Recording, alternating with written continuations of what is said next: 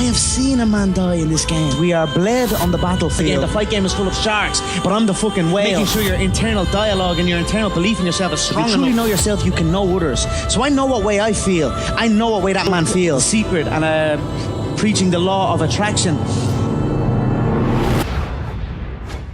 You believe in it, you will succeed.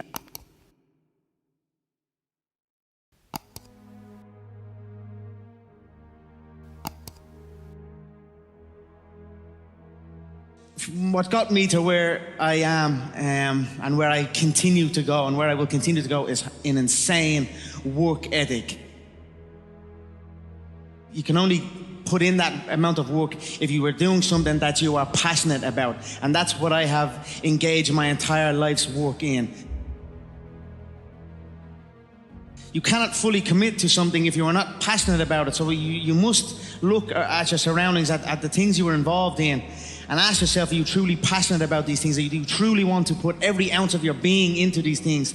And I am blessed, truly blessed by something. I am not sure what it is, but I am blessed that I was able to find my passions. These avenues that the fight game has opened up for me, I'm going down them at 100 miles an hour with no brakes and full confidence in what lies ahead. And great things are happening. So I'm very, very blessed and very motivated still. I have gone through times in my young career of lapses in motivation and seeking that energy. But you know, I'm not supposed to be here. Where I come from, it's it's on my whiskey proper number 12. I come from a place, Dublin 12. It is a hard-working town, a small little suburb. It has its good and it has plenty of bad, but I always like to focus on the good because the good shines through. Where I come from, we're not supposed to climb to these heights. We're told that. It's instilled in us. And I wanted to break that mold and pave the way, open up paths.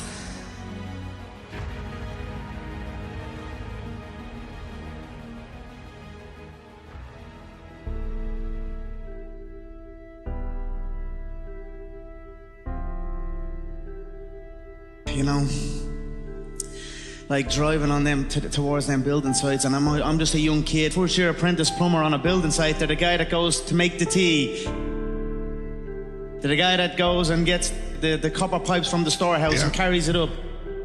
It's the hard work that's not respected and not admired. I was on them building sites cold and damp, and I was like looking around at fully qualified people on the site and their postures not right. That was not me. You know, I knew I could do something better. I knew I had something in me. I was training for the fight game, but no one in Ireland had made it in the fight game. An Irishman in the UFC was literally, and I mean literally, laughed at. We were laughed at when I said we were going to get to the UFC. Myself and my team were going to get to the UFC. Never mind get a win. Never mind even get a win in the UFC. Then win a belt, then win the second belt. You know, I've just used all that fuel that I'm not supposed to do it, but I'm gonna do it, and I'm gonna outwork everyone that says I cannot do it. And that's what I did, and that's how I rose up, and long may it continue.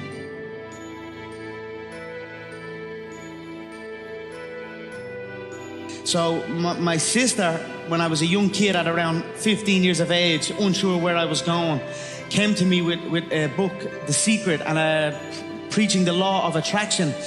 Yeah. I wasn't interested. I was almost laughing at it.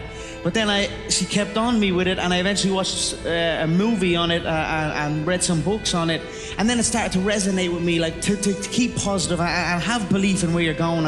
And you're able to, you can almost visually create your entire world. No, not almost, you actually can. I'm going to do that, and I will do that. And then that's when I began to practice it. I practice it. We used to drive, my girlfriend, we used to drive to a food place in like a shopping mall in Ireland, and it was a very busy shopping mall. And I would practice like little parts of it. Like when we were driving into the shopping mall, the car park, I would always visualize that the car park space right at the front door would be empty for me, waiting for us to pull up. And sometimes I'd get it and sometimes I wouldn't get it. You know, but when I got it, I celebrated like I just won my double world title. You know, and I kept building on that, and I got better at it, and I became so damn good at it that I was able to go into bouts against undefeated fighters with insane fighting legacies, and I was able to go in front of the world and tell the world, I'm going to knock this man out with this exact shot at this exact time, and I done it back to back to back.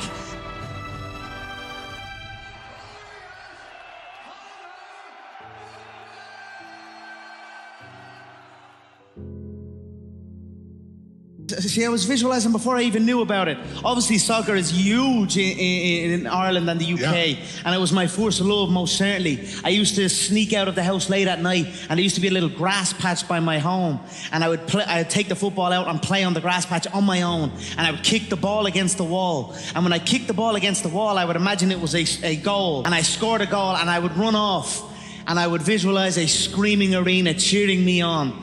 And they were my first visions of selling out arenas and you know, and doing these type of things. Although it didn't end up in the football game, I ended up in a similar one. So it all worked out, and it was all true visualization. So I was just a young kid with a dream and a belief in himself. And for many times I was laughed at and not believed in. But you know what? Nothing external can defeat the internal. The only thing that can take someone down or break you down is internal. Nothing external is strong enough. It's just about making sure your internal dialogue and your internal belief in yourself is strong enough that it can withstand the external. The external is there. You've got to accept it. You've got to embrace it. You've got to understand it and be aware of it. But don't let it seep into your internal dialogue.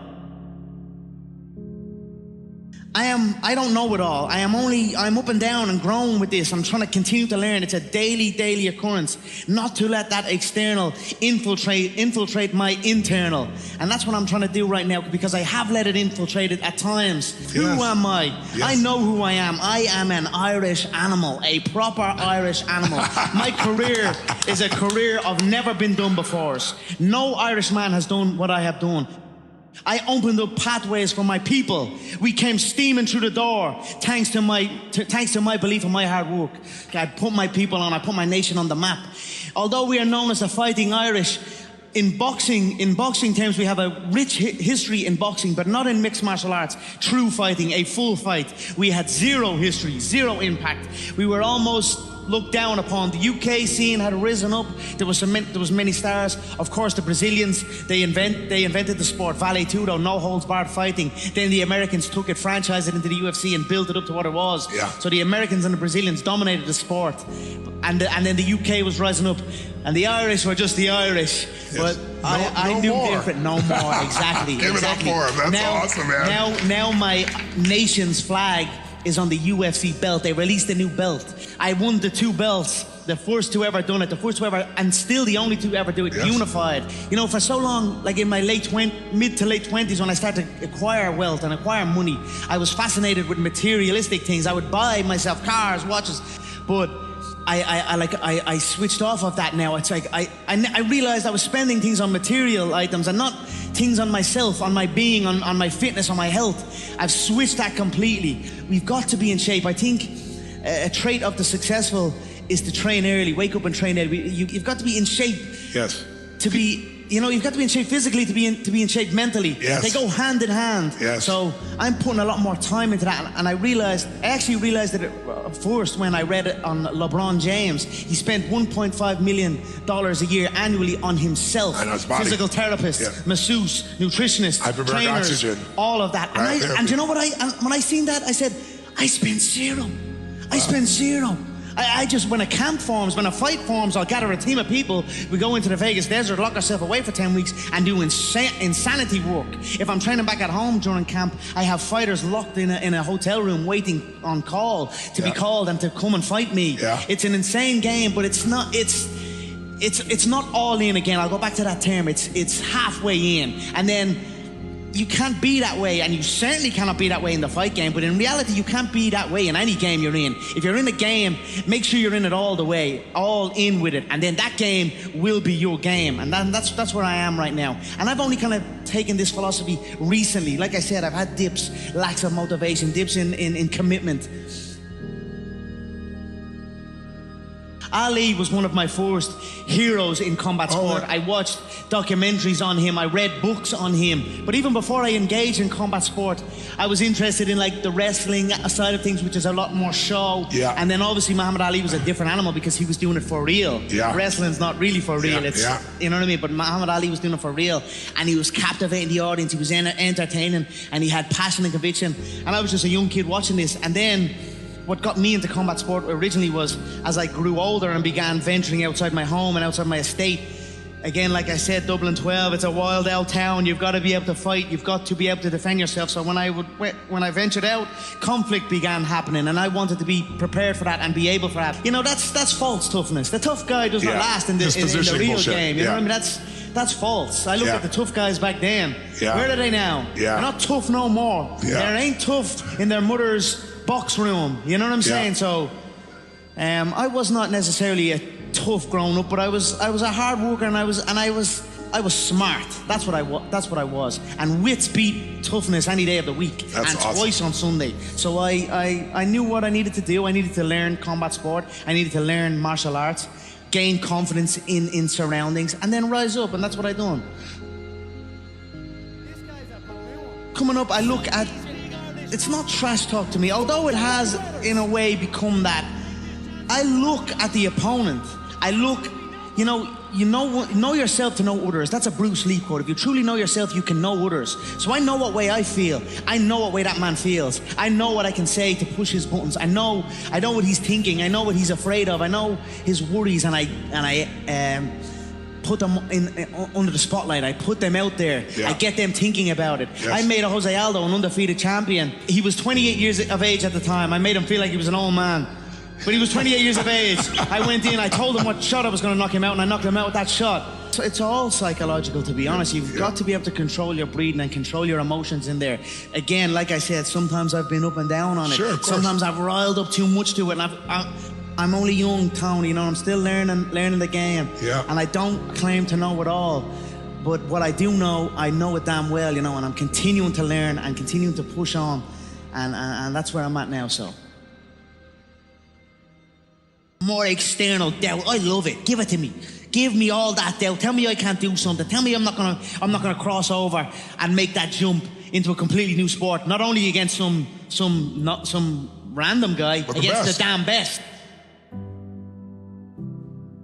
I'm very confident now, and my engine is keep building. As long as I keep on it and try and not slip and keep motivated. I think like your lack of commitment is almost an insult to the people who believe in you. And that's what I'm trying to tell myself. I said, there's people who believe in me, so this is what I'm telling myself right now, today. There's people that believe in me, and me having this half commitment, it's not what the fuck I am. It's not what my people, it's not what the people who believe in me deserve. And I want to give back to the people who believe in me and give them that belief, you know, and prove that belief correct. So that's where we're at now, and let's see where it goes. Let's I have seen a man die in this game. I was ringside. I cornered a man who killed a man. A couple of days after that, the UFC wanted me to fly all over the United States of America to promote the next bout, and I was like, I can't do this. I need to get away, and just my head needs to be in the correct spot.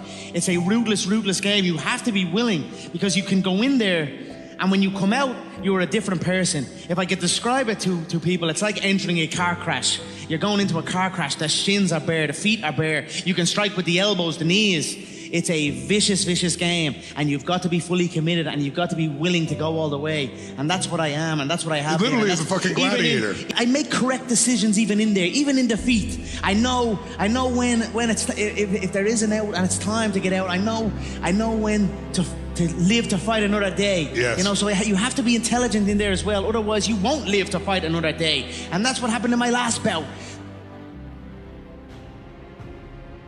I am humble in victory or defeat, no matter what. it's a sport at the end of the day, a gruesome sport, but it's a sport. So I respect it. I was defeated on the night. All in is a term I like to use in my ventures. All in. We've got to be all in on our ventures. I am all in on my whiskey. I'm all in on my clothing, my fitness regime, the McGregor Fast program. I am all in on the fight game. I just want my worth. You know, there's a lot of politics in the game. The fight game is full of sharks, but I'm the fucking whale. It's hard work. That's it. Hard fucking work. You put it in, you believe in it, you will succeed. And that's it. I am living proof. If you want to look at a man who has clawed his way, fought with every ounce of his being to get to where he is, you're looking at him right here. You know, my family is a great family. I have a loving family, my mother, my father, my 2 sisters. But my lineage, the McGregor lineage, we are bled on the battlefield. You can trace my lineage back to the Highlands, where we fought invaders off of our land with our family sword, the claymore. It's wrapped in sheepskin, and I have it hanging on the banisters of my stairs, just to remind me of where I come from and who I am. We are warriors. We are fighters.